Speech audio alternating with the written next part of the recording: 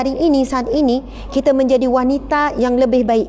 Adakah kita menjadi wanita yang solehah, yang disebut di dalam hadis Nabi SAW, ad-dunya mata'un wa khairu mata'iha, dunia ini adalah perhiasan begitu indah, cantik, dan sebaik-baik perhiasan adalah wanita yang solehah. Allahu Akbar. Namun di sana Nabi SAW ada bersabda, satu peringatan bagi kita wahai para wanita sekalian. Sesungguhnya aku melihat, hadis yang sahih riwayat Bukhari dan Muslim, Nabi bersabda, sesungguhnya aku melihat di kalangan penghuni syurga itu ramainya di kalangan al-fuqara wal masakin, ramainya di kalangan orang fakir miskin. Namun ketika aku melihat ke dalam neraka, aku diperlihatkan ramainya penghuni neraka itu di kalangan wanita. Subhanallah. Contoh mudah, biasanya hari raya Aidul Fitri, sebelum ini kita lihat ramainya wanita-wanita Islam tidak boleh mengawal dirinya. Saya mohon maaf ya kalau kita sebut secara terus terang, tidak mampu mengawal dirinya, kerana wanita memang suka cantik dan dipuji cantik dan diperlihatkan cantik. Maka hari raya Aidul Fitri sangat mencabar seorang wanita muslimah untuk mengawal dan menjaga dirinya, prinsip Islam untuk dijaga. Kerana Aidul Fitri ramai mana wanita mendedahkan aurat, memakai pakaian yang ketat, menunjukkan perhiasan-perhiasan dirinya. Ramai mana wanita atas dasar hari raya setahun sekali, atas dasar Aidul Fitri, bukan selalu dan sebagainya. Maka masing-masing membuat perbandingan, berbanding-banding, bertanding-tanding. Bila balik kampung, nak dialah yang paling cantik contohnya, dialah yang paling menonjol, keluarga dialah pakai yang paling mahal dan sebagainya. Tanpa sedar, banyak mana umat Islam setelah sekian lama Aidul Fitri dicemari dengan penyakit-penyakit hati. Pada 1 Syawal, 2 Syawal, 3 Syawal seterusnya, penyakit hati apa? Riak, ujub, takabur, mungkin kadang dengan rumah, mungkin takabur dengan sofa, mungkin takabur dengan kereta baru, mungkin takabur dengan apa? Dengan barang-barang kemas dan sebagainya. Dan kita perhatikan berapa banyak konflik berlaku bila Aidul Fitri dengan ipar duainya, kadang konflik dengan mertuanya, dan banyak mana suami isteri bila Aidul Fitri berlakunya pergaduhan dan penceraian. Itu pengalaman saya kerja di Jabatan Agama dahulu. Kadar penceraian di bulan Syawal sangat tinggi. Juga kadar aduan masalah rumah tangga di Jabatan Agama. Kerana banyak sangat isu. Rupanya subhanallah, kalau kita nak hitung-hitung hikmah yang Allah berikan Aidul Fitri yang luar biasa pada tahun ini, kita telah melalui satu proses meraihkan Aidul Fitri mengikut syariat yang sebenar. Allahu Akbar. Kalau kita nak sebutkan tentang sunnah-sunnah Aidul Fitri, banyaklah, dan perkara itu telah pun dilakukan sebelum Aidul Fitri, dan banyak ceramah saya tidak berhajat untuk sebutkan. Namun kalau kita lihat subhanallah, tahun ini kita meraihkan, kita jadikan Aidul Fitri itu adalah perayaan Islam yang mengikut syariat yang sebenarnya, bukan mengikut telunjuk hawa nafsu, bukan mengikut adat, tapi kita jadikan ia benar-benar satu ibadah. Allahu Akbar. Subhanallah, muslimin muslimat sekalian. Merujuk kepada firman Allah Subhanahu wa taala, Allah berfirman di dalam Al-Quran, Bismillahirrahmanirrahim. Wa asa an takrahu syai'an wa huwa khairul lakum wa asa an tuhibbu syai'an wa huwa syarrul lakum wallahu ya'lamu wa antum la ta'lamun. Sadaqallahul azim. Yang bermaksud, boleh jadi apa yang kamu benci, apa yang kamu tidak suka itu, ia sangat baik bagi kamu. Boleh jadi apa yang kamu suka, yang kamu mahukan, apa yang kamu cita-citakan itu, apa yang kamu cintai itu, apa yang kamu nak sangat itu, ia buruk bagi kamu. Innallaha ya'lam, sesungguhnya Allah Maha mengetahui. Wallahu ya'lamu wa antum la ta'lamun, dan sesungguhnya kamu tidak tahu apa-apa. Saya ada pengalaman, contohnya bekerja dulu di agensi kerajaan. Sebelum ni saya kerja di agensi kerajaan. Bila Aidul Fitri, apa yang berlaku hari-hari ada rumah terbuka, hari-hari. Orang yang kerja kerajaan tahulah macam mana. Walaupun kita dah masuk pun bekerja, kita cuti mungkinlah 5 hari, seminggu. Tapi selepas itu, jabatan tu buat rumah terbuka, jabatan tu buat rumah terbuka, situ buat rumah terbuka. Kalau saya ingat dulu sebab kita pegawai, kita kena hadir tu. Ini jemputan kementerian tu, jemputan jabatan tu, jabatan ni. Hampir setiap hari ada rumah terbuka, dan ramai mana orang tak mampu untuk puasa 6. Ramai mana umat Islam tak mampu untuk puasa 6. Hari-hari rumah terbuka. Masya Allah, Allahu Akbar. Kemudian saya cerita ni adalah perkara real yang berlaku. Bila kita pergi kepada agensi-agensi, jabatan-jabatan buat rumah terbuka dengan lagu hari raya, dengan ada ada apa tu, speaker, dengan ada kita panggil apa, PA sistemnya, dengan ada joget-joget, dengan ada nari-narinya. Aidilfitri ni, ini hari kebesaran umat Islam yang patut disambut dengan kesyukuran, membesarkan Allah dan sebagainya. Tetapi rupanya tarbiyah sebulan Ramadan tidak memperlihatkan kejayaan, tetapi melihatkan kegagalan umat Islam apabila dilihat cara meraihkan Aidilfitri. Allahu Akbar. Saya ingat, saya cerita dan saya tahu benda ni perkara biasa sebenarnya di beberapa tempat. Bila saya pergi beberapa contoh agensi jabatan, okey, biasalah golongan pegawai-pegawai ni dia akan lalulah satu tempat sebab disediakan kan, jamuan Aidilfitri disediakan. Jadi kita lihat ada yang akan pengiring ni, ada lorong, lepas tu kita lalu.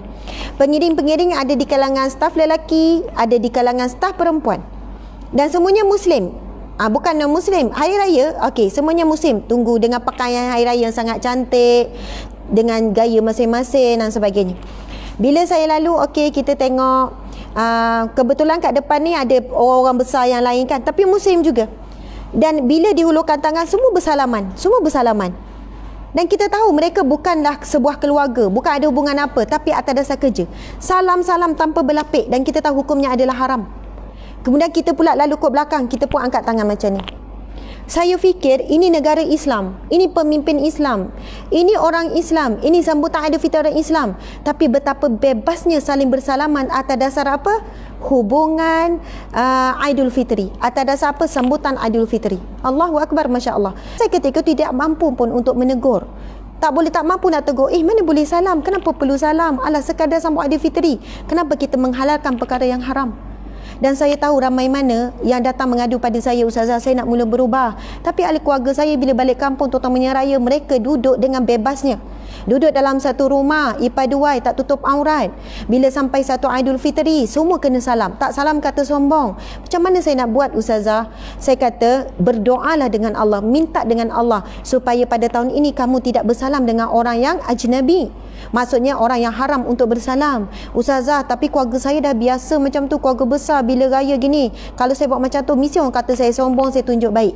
Minta dengan Allah, minta petunjuk, minta kekuatan. Tapi bila orang hulurkan juga, saya kata lapik. Mudah-mudahan lama-lama orang akan faham. Sebab itu bila tajuk hikmah yang diraih, saya rasa macam ya Allah, terlalu banyak hikmah yang nak dihitung. Saya mula tulis satu. Hikmah kepada seorang wanita, hikmah sebagai seorang lelaki, sebagai seorang bapa, hikmah tak ada anak-anak, hubungan kekeluargaan, hikmah dari sudut ekonomi. Ramai mana hari ini saya dengar, kalau saya tulis ni adalah beberapa poin tu. Jadi isteri yang lebih baik. Kalau sebelum itu pakai lawa-lawa kan, wanita-wanita pakai lawa, pakai kemas, untuk siapa? Saya nampak cikgu memanglah kan, cikgu ni, mak saya dulu cikgu Fikriyah namanya, Masya Allah. Mak saya cikgu fizik, tapi orang panggil dia Ustazah fizik, sebab dia macam Ustazah. Sekarang dia dah pencen. Tapi saya daripada kecil selalu dengar lah mak saya bila balik cerita seorang cikgu. Dia kata hari ni orang menjual baju baru lagi, Asma, tudung. Cikgu ni bawah meja tu ada macam-macam produk. Bukan cikgu je sebenarnya. Saya pernah kerja sebagai agensi kerajaan kan. Memang macam tu lah. Ya Allah, bila seorang cikgu tu jual tudung, seorang tu jual baju, seorang tu jual periuk, seorang tu jual tepung, seorang tu jual ni. Cikgu memang macam tu lah. Duit habis kat sekolah je. Adakah penampilan yang sama kita tampilkan di rumah? Ataupun ya Allah, dekat sekolah macam bidadari, dekat rumah macam raksasa. Ataupun macam tak tahulah kan, macam hantu. Suami pun confused, ni bini siapa ni? Kan, ini siapa ni dengan rambut mengebangnya apa, tak sikat pun tak kisah ngadak suami. Na'udzubillah. Sebab apa? Wanita yang solehah itu dalam hadis Nabi SAW, Nabi bersabda, harta yang paling mahal, subhanallah. Ketika ini bila saya baca hadis Nabi ini, muslimin-muslimat sekalian, Rasulullah melihat keadaan berlaku di kalangan para sahabat Nabi ketika itu, mula suka mengumpulkan harta. Mungkin ketika itu keadaan sudah stabil, telah pun berada di Madinah, Islam dah semakin kukuh, aktiviti perniagaan di kalangan Muslim, orang Islam dah semakin baik, maksudnya peperangan sudah tidak ada lagi, dan sebagainya. Ketika itu Nabi SAW melihat keadaan para sahabat mula suka dan mencintai mengumpulkan harta. Lalu Nabi bersabda ketika itu, sesungguhnya harta yang paling utama bagi seorang lelaki adalah memiliki seorang wanita ataupun isteri yang solehah. Iaitu Nabi kata, apabila kamu melihat kepadanya, kamu akan rasa tenang dan kamu akan merasa gembira, bahagia. Seronok bila tengok muka isteri itu, seronok, gembira, bahagia. Jadi itu ciri-ciri wanita yang solehah. Apabila suami memandangnya, suami rasa bahagia, gembira. Sebenarnya saya nak sebutkan begini, dalam tempoh Idul Fitri baru ini, bagaimana penampilan kita wahai para wanita sekalian di rumah? Adakah yang sebelum ini contoh ada wanita pakai gincu ke, pakailah apa-apa kan dekat muka sekian. Adakah di rumah pun dia berpenampilan begitu? Saya bukan nak bincangkan tentang hukum pakai gincu dan sebagainya. Sebab kalau pakai dalam keadaan warna yang natural, yang tidak menimbulkan fitnah, bukan tergolong dalam tabarruj, ia diharuskan. Ia dibolehkan, jangan sampai ia menarik perhatian. Tabarruj ada definisi dia, tapi saya bukan nak terangkan itu.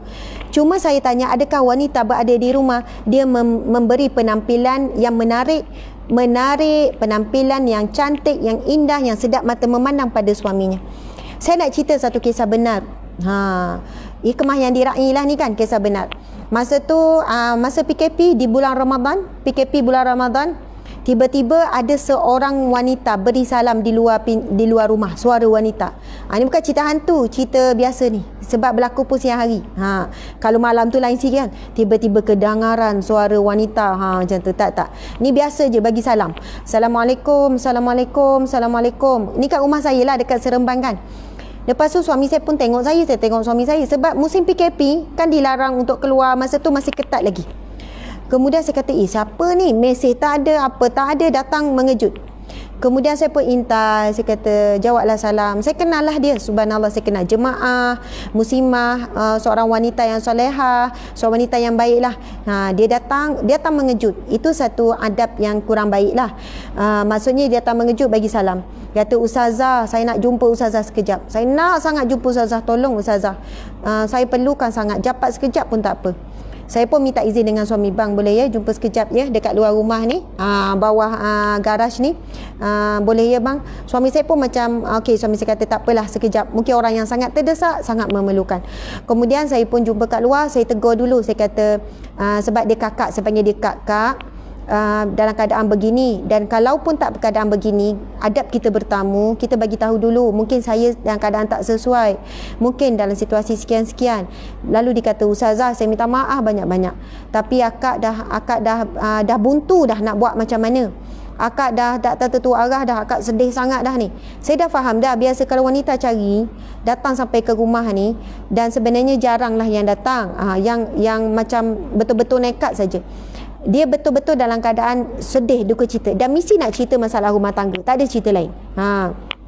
Okey. Lepas tu saya pun sebut ada kaitan ni dengan apa yang saya nak share ni. Lepas tu dia pun dalam keadaan saya nampak dia menangis, kemudian dia pun bercerita. Kami tak ada salam, tak ada sentuh lah, daripada jauh. Saya tegur dia dari sudut adab sekian-sekian. Dia kata, tak apa Ustaz, saya minta maaf sangat saya datang mengejut, tapi saya nak dengar juga pendapat Ustazah sebab saya dah tanya pendapat ramai orang. Lalu dia mengadu. Saya minta maaf sebab saya bukan nak buka aib dia, dan dia pun kita tak tahu siapa, dan saya tak sebutkan siapa, saya sebut umum saja ya. Tapi saya percaya masalah ini dihadapi oleh ramai isteri. Masalah ini dihadapi oleh ramai wanita, ramai ibu ayah, ramai suami. Masalah ni. Cuba, dan kita akan tengok apakah hikmah sebenarnya. Dia datang cerita tentang masalah suami dia. Dia kata, Ustazah, suami saya sebelum ini orang yang baik, dan suami dia pun baik, memang baik. Orang masjid, maksudnya orang baik. Solat tu tak tinggal kaki masjid, lelaki soleh Ustazah, orang baik Ustazah. Dan saya tak tahu kenapa Ustazah, PKP ni Ustazah, dia baru start apa? Satu tabiat buruk, tabiat keji. Kalau saya sebut secara terus terang, saya mohon maaf ya. Apa dia?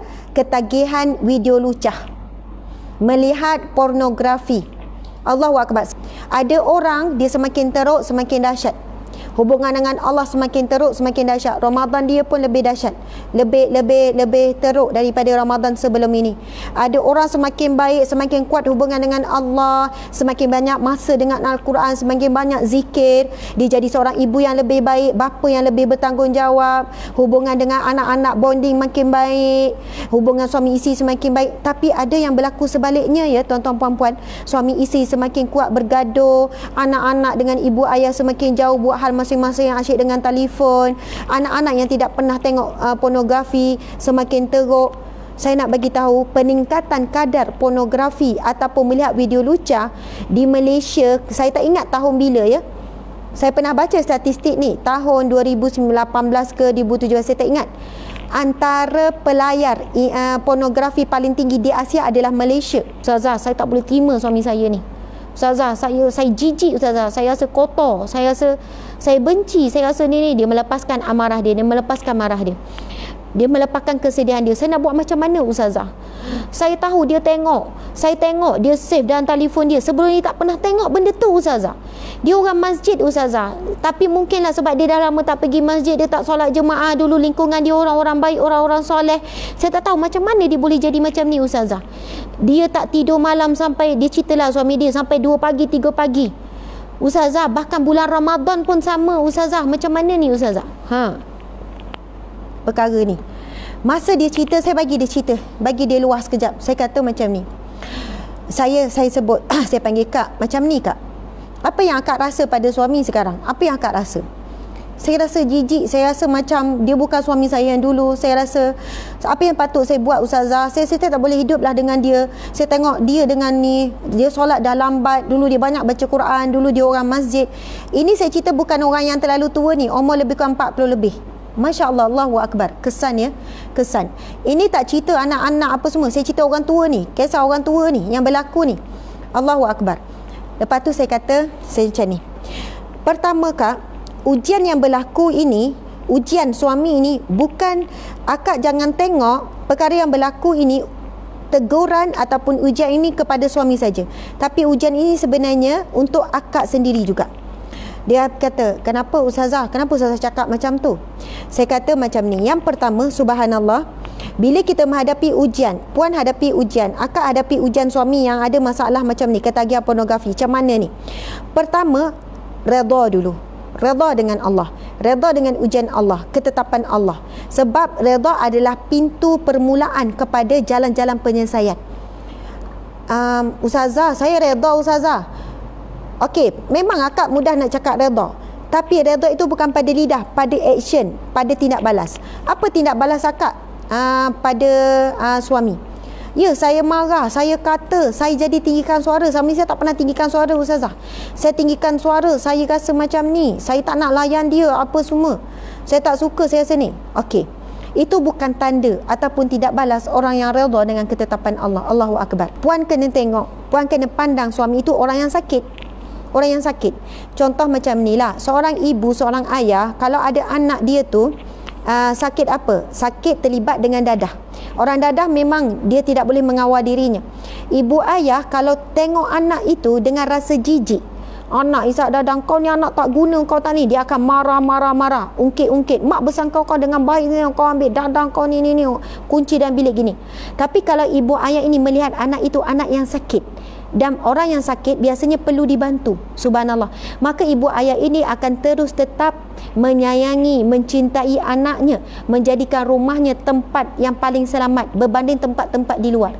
Bukannya ibu ayah ni halau, kau keluar daripada rumah ni, kau dah memalukan mak ayah, engkau pergilah ke kawan kau ni. Tak, tapi ibu bapa yang bertanggungjawab tetap melihat anak tu sakit.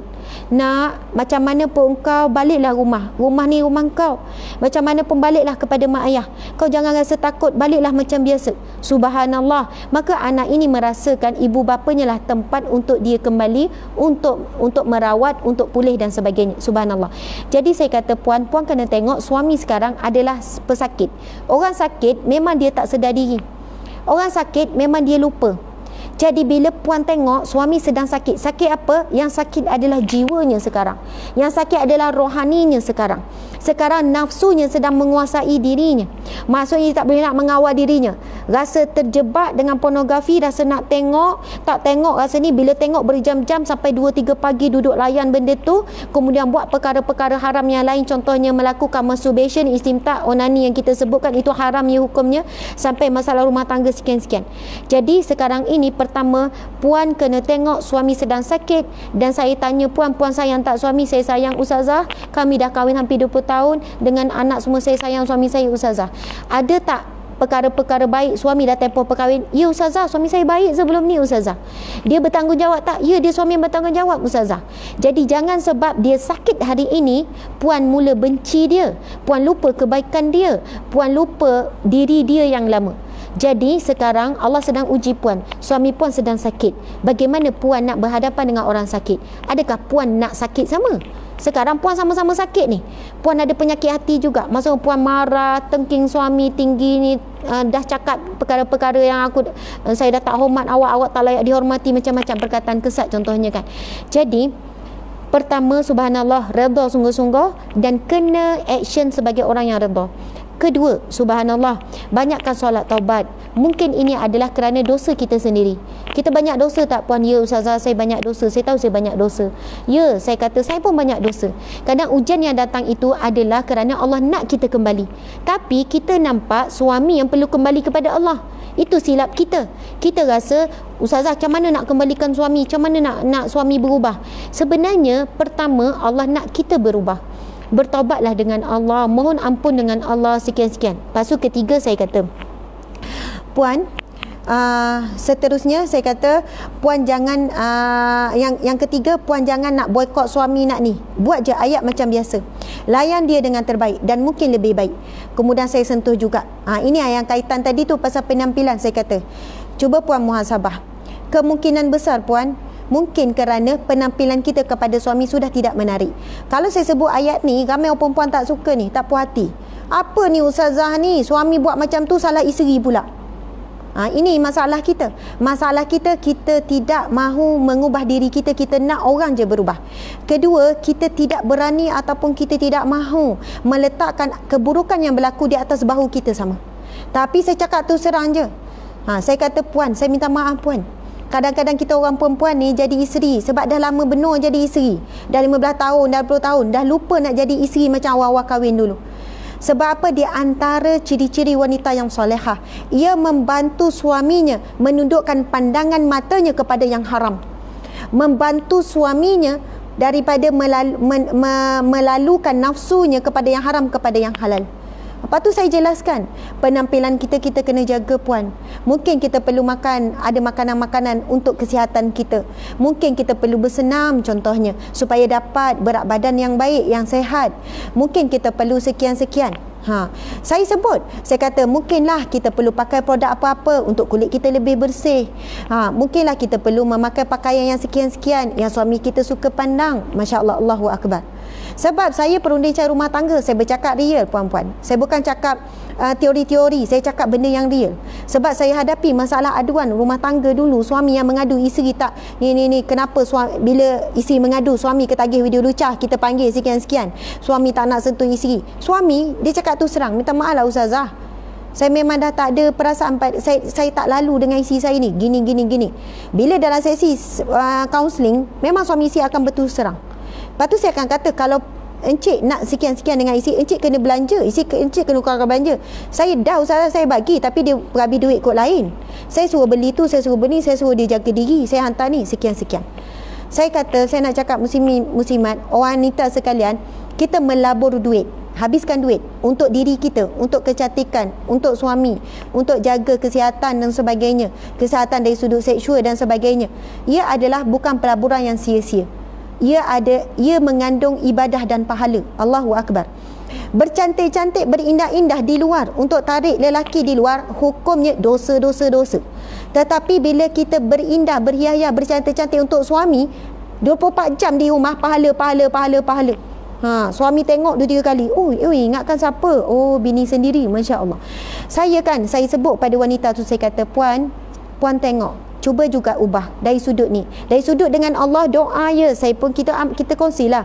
Amalkan doa ini, baca doa ini untuk suami, layan suami dengan baik, masak dia special. Insya-Allah dengan itu suami akan lembut hati. Allah akan beri rasa penyesalan tu. Dia macam ni, satu konsep yang kita tak sedar boleh berlaku. Dia macam ni, Allah uji kita. Isteri ni kan datang menangis, Allah sedang uji puan. Allah nak tengok puan berjaya ke tidak. Nak tahu berjaya tidak, tengok respon puan macam mana. Adakah puan duduk menangis marah suami, ataupun puan lebih dekatkan diri kepada Allah, bangun malam doa, ya Allah berilah hidayah pada suamiku, ya Allah halang dia daripada tengok video lucah. Sebab apa? Saya katakan puan, kalau puan nak ambil telefon pada suami, apa yang berlaku? Ustazah, bergaduh besar. Dia boleh beli telefon lain. Ini bukan kontrol anak, ini kontrol bapa anak ni. Bukan boleh kontrol orang dah dewasa, orang dah tua. Lalu kita kembali kepada firman Allah Subhanahu Wa Taala. Allah berfirman apa? Innaka la tahdi man ahbabta. Kamu tidak boleh memberi hidayah, petunjuk kepada orang yang kamu cinta. Innallaha yahdi man yasha. Sesungguhnya Allah yang memberi hidayah kepada orang yang dia mahukan. Bayangkan ya muslimin muslimat sekalian, dia begini. Bila saya sebut kepada muslimat ni, kepada wanita ni, puan jadi wanita yang lebih baik, wanita yang salihah, isteri yang lebih baik. Puan doakan untuk suami, walaupun suami dalam keadaan melakukan perkara maksiat, puan tetap hormat dan muliakan dia. Allah tengok, akhirnya Allah bagi apa? Allah bagi perubahan pada suami. Allah boleh bagi kepada hati suami itu bisikan apa? Rasa berdosa. Kalau sama ni tengok rasa tak berdosa, tapi rasa berdosa, rasa kuat nak tengok tu lebih kuat daripada rasa berdosa. Tapi Allah boleh twist, Allah boleh ubah.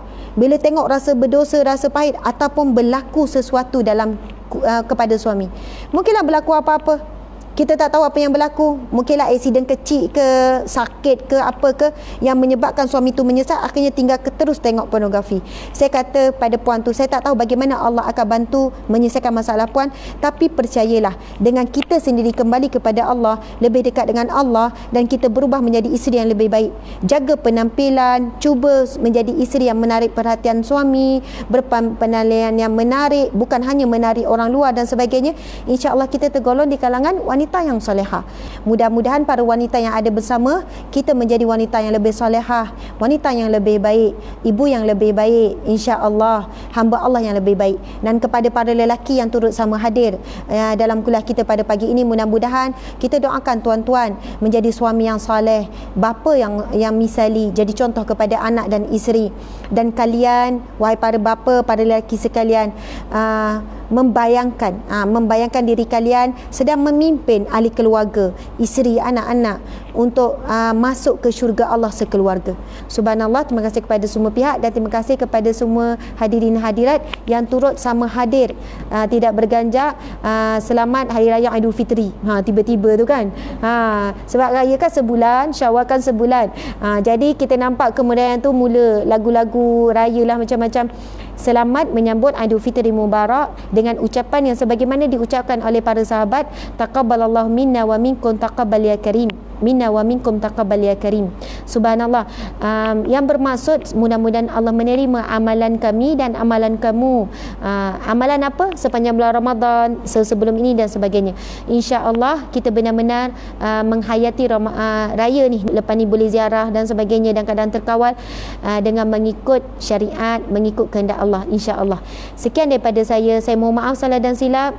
Terima kasih kepada semua sekali lagi. Wabillahi taufiq wal hidayah. Assalamualaikum warahmatullahi wabarakatuh.